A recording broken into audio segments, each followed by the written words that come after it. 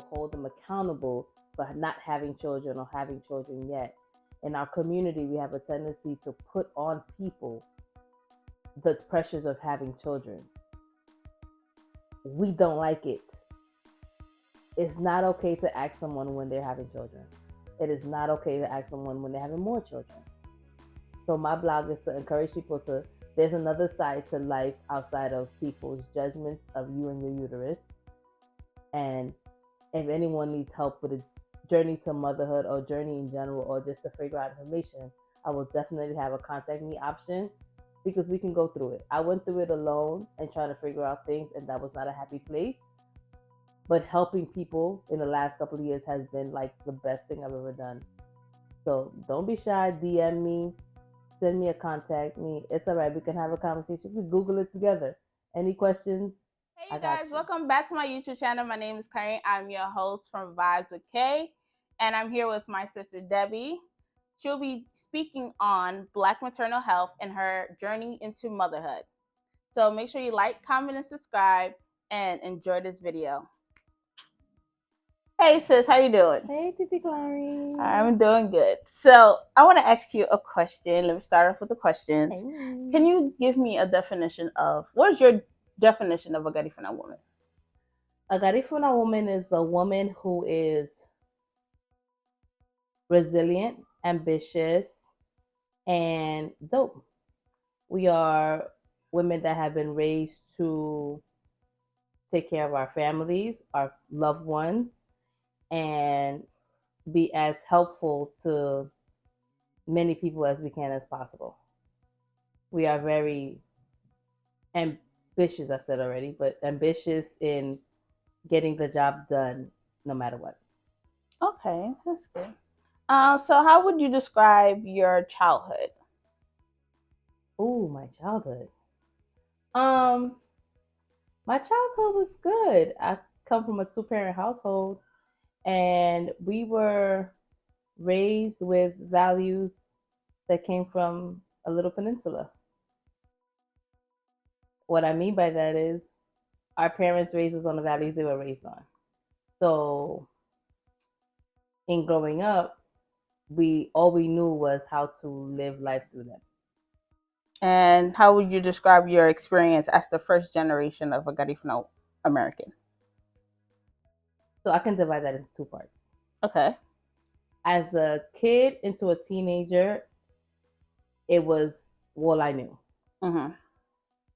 As an adult, I realized I needed therapy in order to overcome some of the things we were raised with.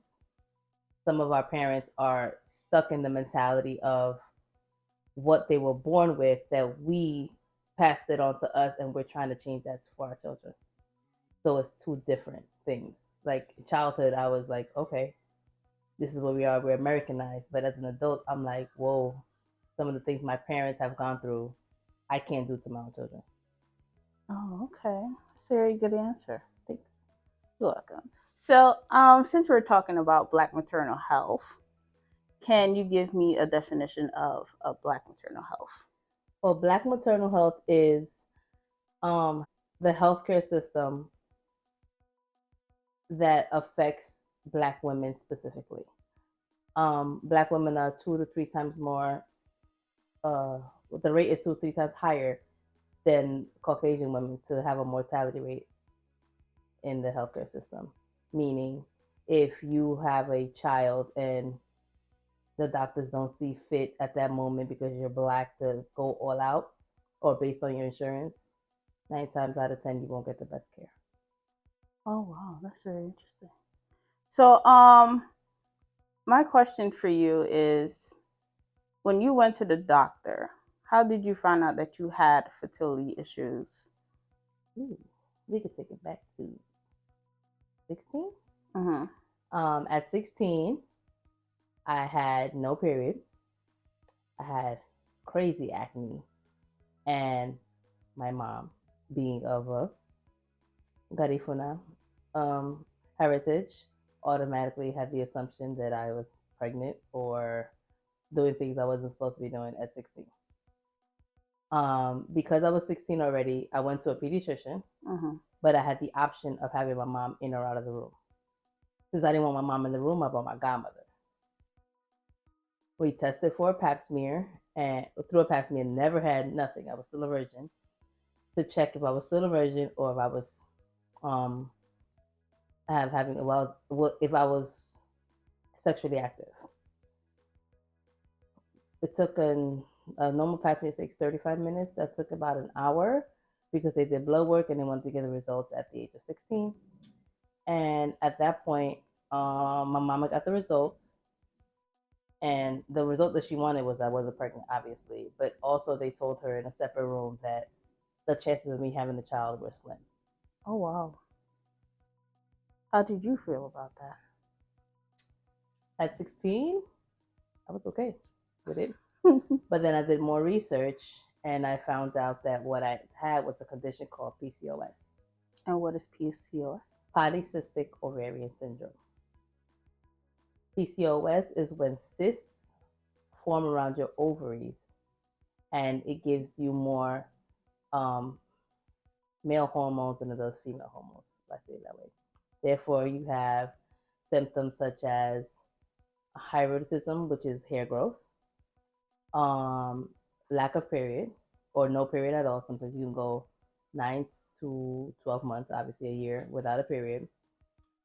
You have mood swings, acne, um, and most of all, the cyst around your ovaries causes you infertility. The solution that was based around me being 16 was birth control. Okay. I was okay with birth control because I can't have kids anyway. Right. So why not? So the issue of birth control is when you want to start a family, you can't because you have to get weaned off the birth control. So imagine you're on birth control for 5 years, they'll wean you off for a year. When I started at 16, by the time I was weaned off, I was 29. Oh, wow. Right.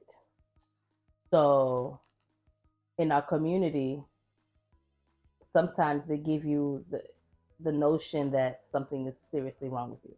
Right. So when you don't have children at a certain age or 25, 26, they look at you like something is wrong with you as opposed to your male counterpart, or what are you going to do with children? How many children are you having? What is wrong with you if you had a miscarriage? Or it's just the judgment of our community sometimes puts women in a place where they do not want to check themselves in the event that something might happen. Not saying that's only specific to Garifuna community, but a lot of little communities do the same thing to their own kind, which is how people were raised. So with my instance, I was 16. At 19, I found out I had sickle cell anemia. So with having PCOS, you release blood based on birth control. But with having sickle cell anemia, I also had to have blood transfusion, so it brought it back in my blood. So the lack of blood in my system was kind of like a counter issue. So Right. I knew that when if I wanted to start a family, it would be difficult to do it. Oh. So I would have got pregnant naturally. I only got pregnant naturally one time, and that was it was not even a baby. It was like yellow, like a discharge. Oh, And then they told me I wow. was pregnant. I was 23. At that point, they told me I had to get back on birth control and regulate my hormones. So when and if I decided to start a family, it will move from that point on. Oh, okay. Wow. Do you know the percentage of people in our Garifuna community that have sickle cell, or do you like speak to them, or? I wish I knew. However, when I spoke of my condition, so I found that a majority of the family, um, my dad's side of the family, have sickle cell anemia. So I looked further into my other condition, which is PCOS, and to find out that it's hereditary from my mother or sister or a family member, I realized that my dad's side of the family, a lot of our grandmothers or ancestors didn't have children. So they are possibly relatives that had PCOS and of course didn't know. And because it causes infertility, they didn't have birth control. So a lot of our great grandmothers and grandmothers didn't have any children. And we don't know if they got checked or were able to get checked, but we don't know. But moving forward, anyone that I know that wants to have or has difficulty having children, I ask them, have you checked yourself? That's interesting. We are related by both sides, so this is news to me. Right. Oh wow, I didn't know that. Oh, I gotta go get checked. So Good. You should check it. I should. Just tell them to do your hormone levels and your blood work, and they'll let you know where you are inside, where you are in the chart. That way, if they need to remove cysts or they need to check your blood work or they need to give you medication for anything, you'll be at least on the right path when you decide to start having family. Okay. Okay. Wow. I did not know that. Honestly, I did not know that. Mhm. So you are married. I see you're bling bling. Don't do that. I'm joking. Did you tell your significant other about your fertility issues? I met my husband at 27. 28 was my birthday. I told him 6 months later. Oh. The only reason why I said something to him was because he said he wanted to start a family. Oh. So I wanted to make sure to let him know that it's going to be hard.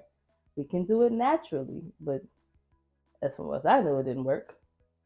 But he wanted to start a family, but wanted to get married first and handle the rest. Oh, okay, okay. Did he do any research after, finding out that you have fertility issues? Like, any way to like support you? I think his research was just basically on how we were going to move forward past birth control. Like, Okay. if I had to wean myself off birth control at that moment, like, how will we move forward as far as insurance, everything being covered? We were good on that point. Oh, okay. Um, so you did the IVF process, correct? Mm-hmm. So did you have any other um choices before you end up deciding to do IVF? Oh, you want to get deep, huh? Yes. IVF was a drastic measure. So when they sign you to do IVF, they say you have to get approval by your insurance company, and you have to get approval by all doctors to make sure that that's the aggressive nature you want to go. Right. So since that was our last resort, the first thing that we did before I was even married was get on Clomid. Clomid is a hormone that they give you to like basically poke your ovaries, and it stimulates it. And if you have sex, it's supposed to be able to voila.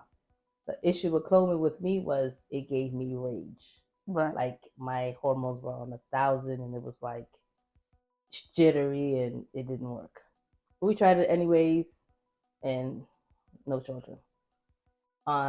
The next thing they did was put me on strictly hormone drugs, and to see if I could just get a period or have an ovulation, and then we had sex, and then no baby. We got married.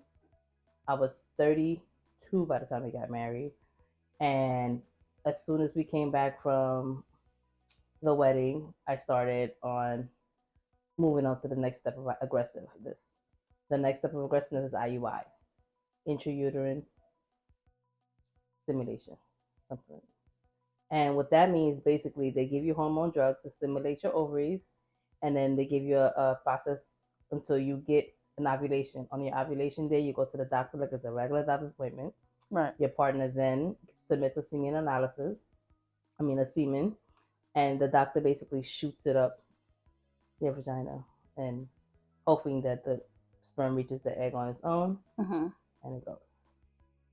I knew that the chances were slim, but hey, we could get it. We had one follicle grow in the week process that we did it, and that was the first time.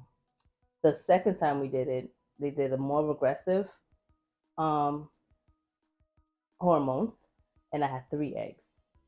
They were 22 inches, nice and big, on my right and my left side, and we did it again. It was a process.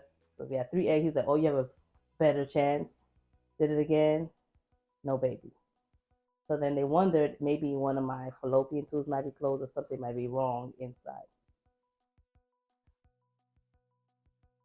We had to get surgery, and to trying to figure out if to put a dye inside my fallopian tube, see if it's closed or open. We figured out one was closed because of maybe what was this 2016. So 7 years earlier, I had a miscarriage with triplets. So when they removed the triplets, they scarred my fallopian tube. So closing it up and not having, I can't have babies on my left side at all. Oh wow. Excuse me, I need a tissue. Okay. So once we found that out, we realized our chances were slim because we could only get pregnant on the right side. Right. We tried a third time, the medicine didn't take. The fourth time, we had an egg that was 10 centimeters. The fifth time, the medicine didn't take. And the last time, the doctor was not even trying to do it, but I was like, let's just go. This is January 2016. And I was like, six is like we can't do nothing more aggressive with insurance outside of six. So I began to do some more research. There's another way outside of IUI. So they said injections, different type of injections have different type of hormone levels. But because I have sickle cell, I can't take everything. Right. It affects my blood. It affects everything. So having sickle cell and going through all those hormone drugs, it reacted, but it didn't put me in the hospital. I have a crisis. So the last time we tried it, we took our time. It's 2 months, and nothing. The medicine didn't even take. Not an egg, not nothing. Like it just didn't work. Wow.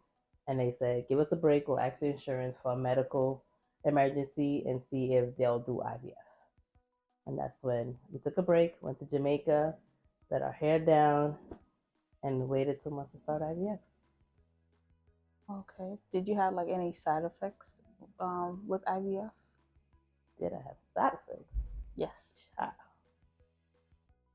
I'm an emotional person, but not really. Sorry. So we started at first, when you start IVF, they put you back on birth control. Right. To have the 30 days of period, and then it comes off. As soon as your period goes off, you get on hormone medications right away. That So still you go trips me out that you have to still go on birth control though. Because you have to get an ovulation. Okay. So you need the ovulation moment. Jesus Christ. Right. So that happened. Ovulation kicked in. As soon as ovulation kicks in, you take your first hormonal medication. IVF medication is just a little bit more aggressive than IUI and everything else. They're like, they punch you in the face medications. Like, oh my God.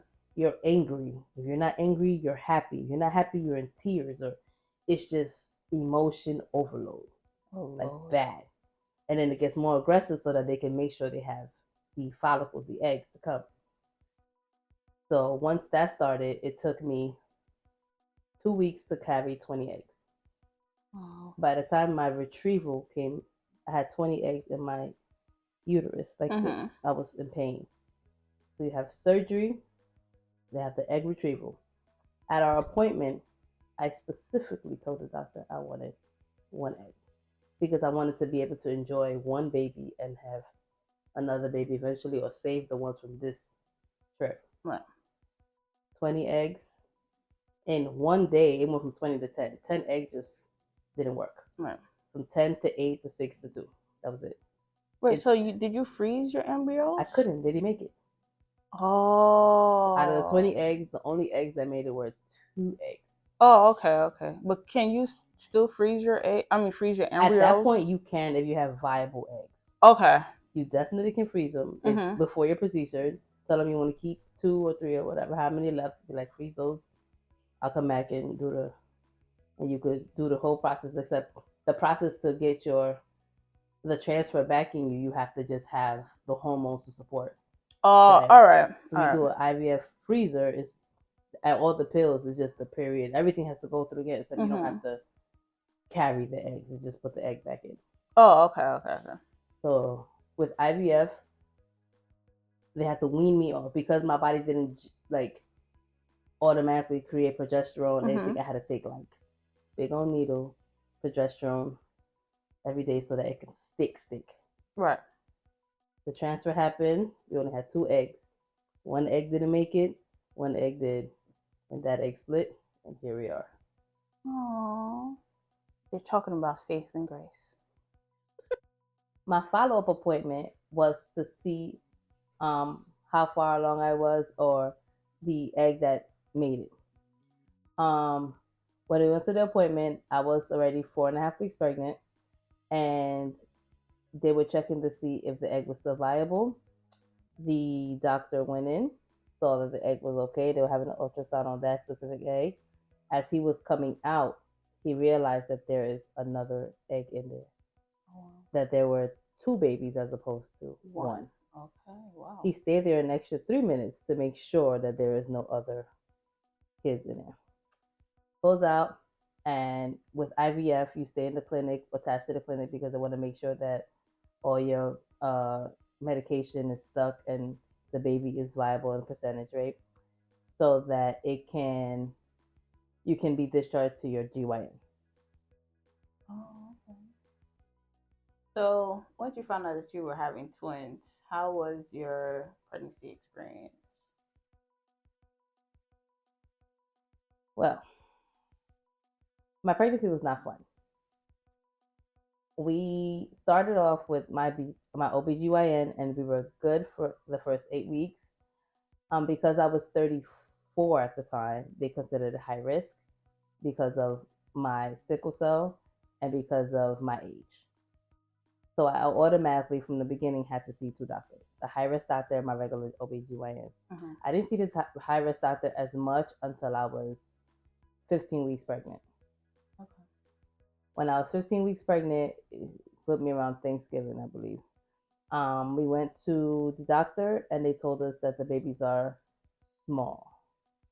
Um, they wanted me to find out the sexes at that point, whether it was boy or girl, just in case they needed any factor. At that point, they said they were di twins, meaning fraternal.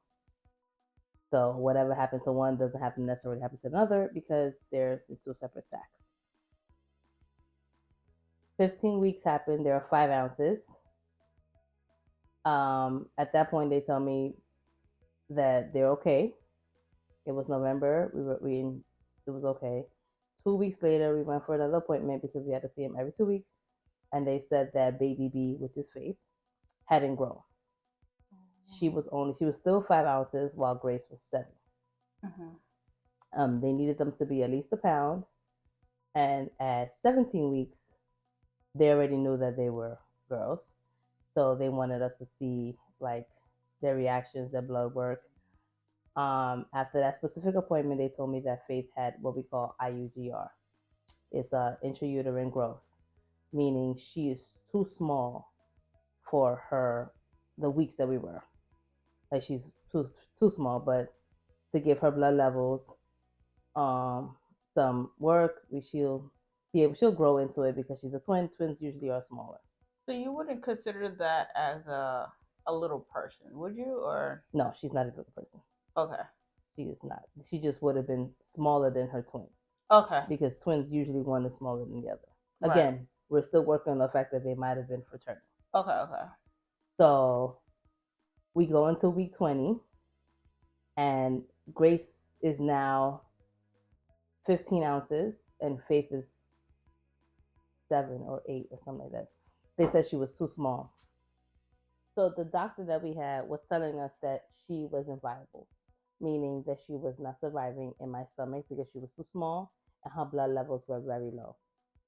She said basically to say that my baby was dead and we're just gonna save her sister. This is in the hopes that we're still in 2 separate sacks. At the time, no one knew that we had 1 placenta. It was just fraternal twins, 2 placentas, 2 sacks. That was at 20 weeks pregnant. At 22, we had to go back and get a steroid shot for Grace, so Grace could be able to have her lungs ready and good, and she'll be okay. I spoke to my regular doctor that day, and he said Faith only grew up 1/2 ounce, but if she makes it to at least a pound, we could save her, essentially. because she had intrauterine growth restriction, she only was able to grow but so much. Again, because it only happens in monodi twins that they have intrauterine growth restriction. They were trying to see if they were identical, but how could they be identical in two different sets? So they gave me the steroid shots for Grace. That way, can go straight to Grace. At 23 weeks pregnant, they realized Faith grew, but she grew to 14 ounces, and Grace was already at a pound. So at that point, they were like, if she grows in the next 3 days, we can save her. Oh, wow.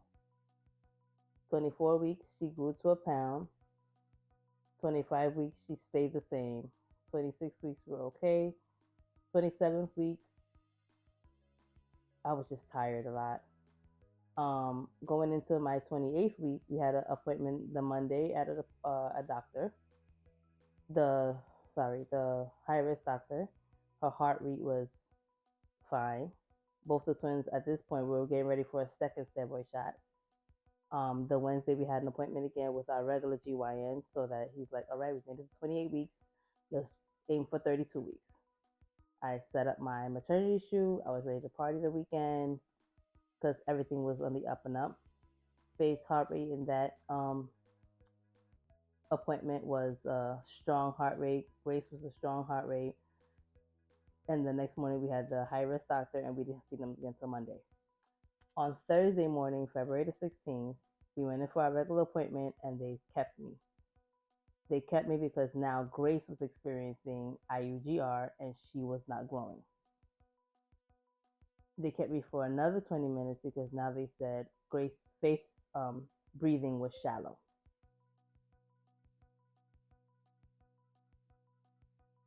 When they said her breathing was shallow, is that she wasn't breathing every 25 minutes. So they said they had to give me another steroid shot in the event that would have to deliver in the next 2 to 3 weeks. So I had to get admitted to the hospital. At 2 p.m., a ultrasound tech came in to measure the babies. At the time, Grace was 2 pounds, 3 ounces, and Faith was 2 pounds, 1 ounce, according to the ultrasound. So they were able to give them a second steroid shot, but they waited. 3 hours passed, 4 hours passed, and they said there was no changes in the baby. Sometimes they could hear her heart rate, sometimes they couldn't, but maybe she was moving. So we would have her like move my belly so she could stay next to her sister, or at least be around her sister so they could get both heart rates. At 7:30, the doctor came in rushing to my room, and he said, Faith hasn't breathed in 10 minutes. She hasn't caught a breath. She's not breathing, and she cannot, at once every 10 minutes, her breath is leaving. Grace is slowly but surely, her heart rate is slowing down. He said, I'm going to monitor it for another 10 minutes, and let's see what happens. In those 10 minutes, 3 times, Faith did not breathe. So at 7:48, they came to me and told me, what do you want to do, Mom? We can have an emergency C-section, or we can leave them in there and you let us know what you want to do. I'm not sure at that moment that's what they would tell anyone, but we were like, I don't know. What are we supposed to do? So I said, let's just get them out, because if she still has to breathe, get them out. And at 8:01 p.m., they both came. Grace came out screaming, and Faith was radio silent as soon as she came out. When we found out about how they came out, the umbilical cord was wrapped around Faith 3 times, extremely tight, and once around Grace. When I asked them why is the reason why they lost oxygen, it's because there was one placenta, and we have placental abruption, making them monodi twins, identical, but in 2 separate sets. Okay. Whew. Okay. Following that, I heard Grace cry, but I told Garifuna to get up because we didn't hear Faith. Or like putting breath in her, and she didn't say nothing. I was not allowed to see them for the next 3 hours. I saw Grace at 11, and at 2 in the morning is when they let me see Faith. The baby that I saw was this big, and she was actually 1 pound 6 ounces, and Grace was 1 pound 15.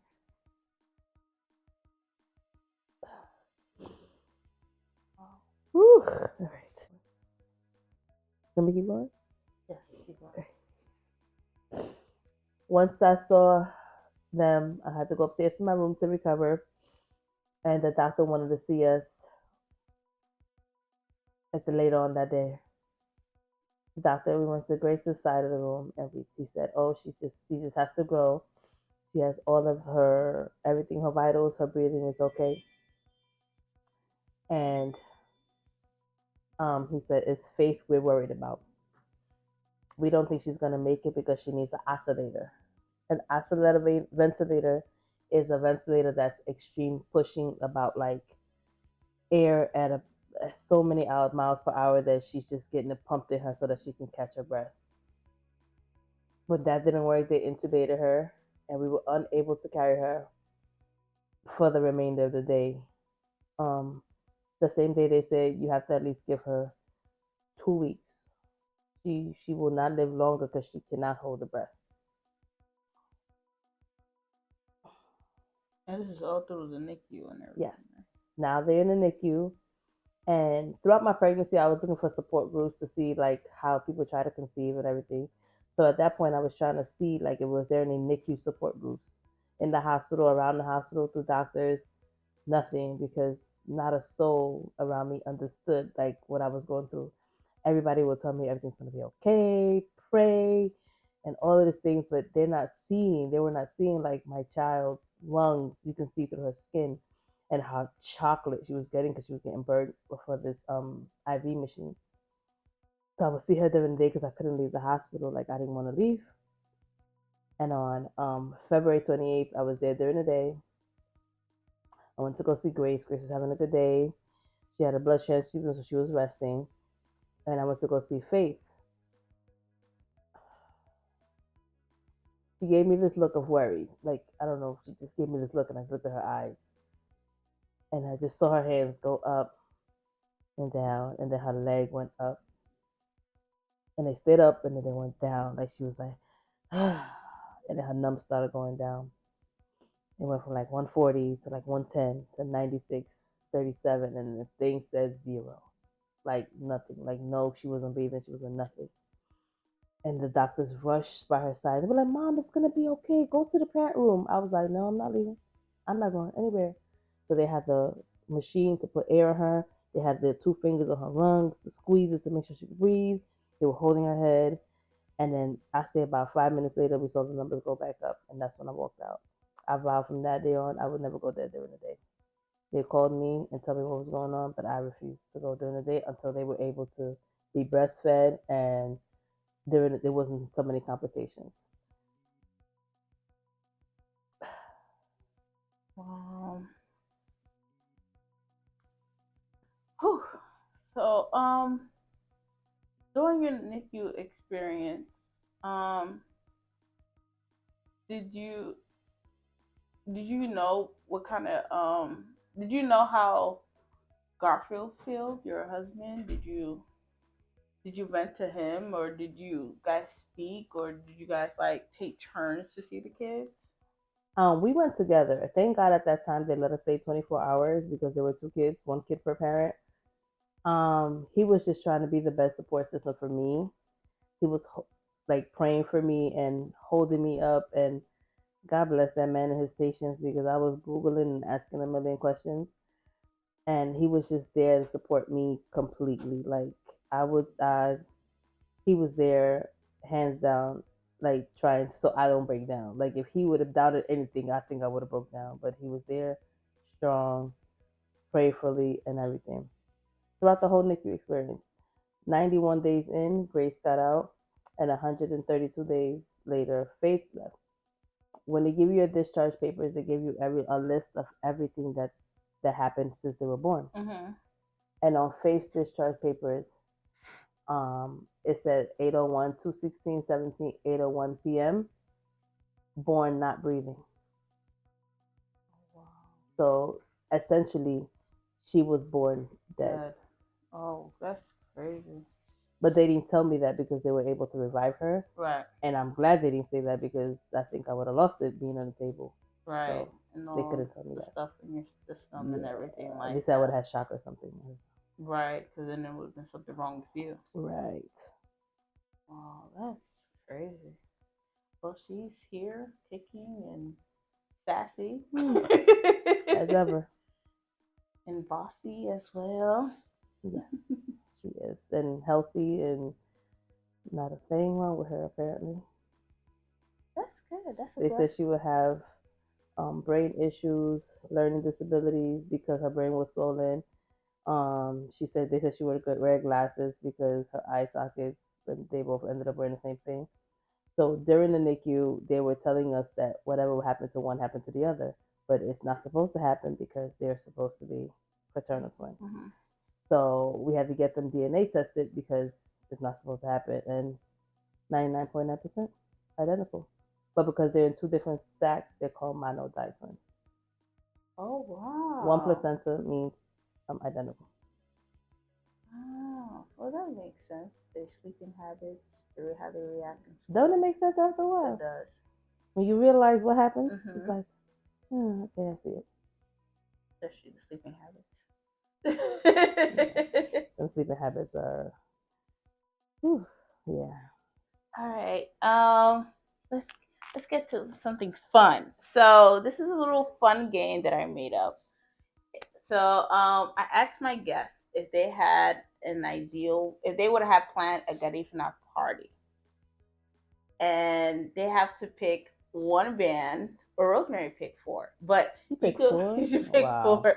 So you can pick two bands. I'll say two bands, one DJ, and if you could go back to one of the venues where you had like the best time ever, meaning Maximo, Third Avenue, any of those places,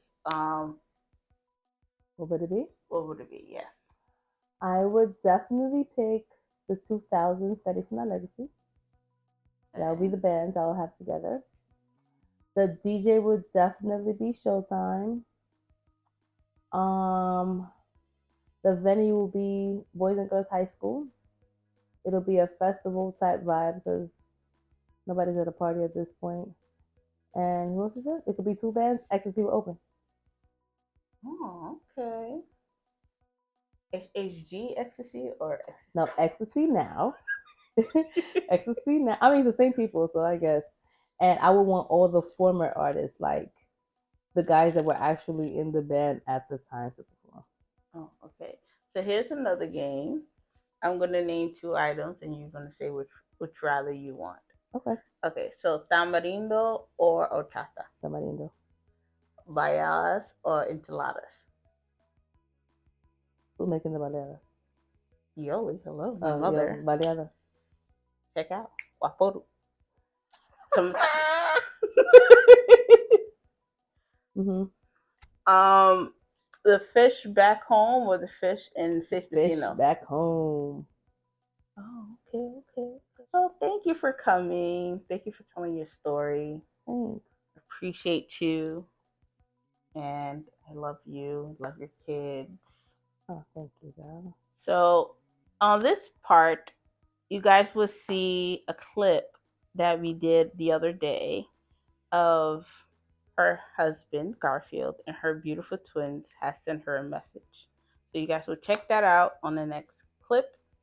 So I just want to say right here, thank you for watching. Make sure you like, comment, and subscribe. And see you guys next time.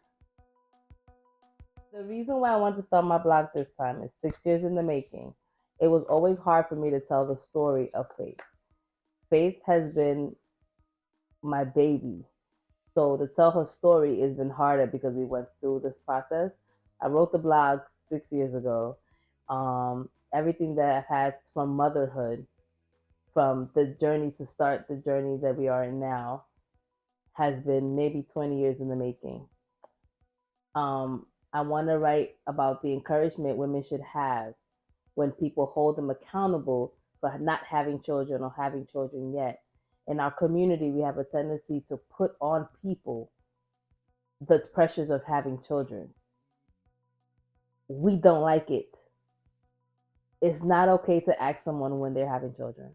It is not okay to ask someone when they're having more children. So my blog is to encourage people to there's another side to life outside of people's judgments of you and your uterus. And if anyone needs help with a journey to motherhood or journey in general or just to figure out information, I will definitely have a contact me option because we can go through it. I went through it alone and trying to figure out things, and that was not a happy place. But helping people in the last couple of years has been like the best thing I've ever done. So don't be shy. DM me, send me a contact me. It's all right. We can have a conversation. We Google it together. Any questions? I got you. All right. With that being said, thank you for tuning in. So here's a message. Hey, babe, I'm just taking a little time out to say you're a great and wonderful person. You do a great job with our kids, with me, helping me, pushing me, making me a better man. I just want to say, keep doing what you got to do, reaching those higher limits, and I love you. My babies. Hold Oh on. gosh. Mommy loves us all the time. She always loves us, and she always cooks, play, and do work. She always picks us up from school. And Mommy always cooks for us. Cook food because he wants dishes. He always let me play watching things. Oh yeah. Watching his wedding. Yeah. Somebody else? Here you go. I love you, Mommy. Thank you for everything. Aww, it's so cute.